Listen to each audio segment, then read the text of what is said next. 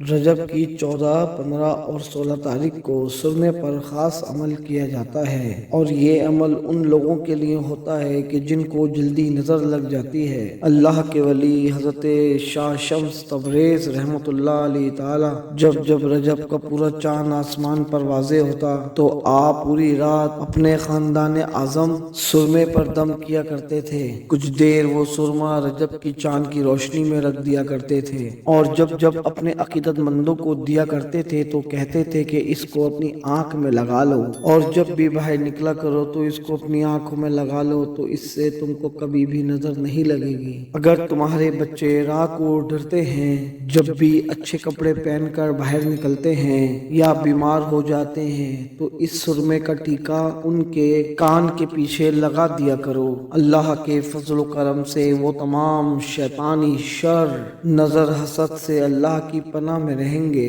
تو کسی نے پوچھا کہ اے اللہ کے ولی، اس سرمے پر آپ کیا دم کرتے ہیں؟ تو شاہ شمس نے فرمایا کہ جب آسمان میں رجب کا پورا چاند ظاہر ہوتا ہے تو اس چاند کی روشنی میں پوری رات اس سرمے پر نعت علی پڑھتا رہتا ہوں۔ تبھی یہ سرما تمام شیطانی طاقتوں سے ہر اس انسان کی حفاظت کرتا ہے جو اس کا کالا ٹیکا لگاتا ہے۔ شیطان اور شیطانی شر اس انسان کے کبھی قریب نہیں آتے جس کے وجود پہ یہ کالا ٹیکا لگا ہوا ہو۔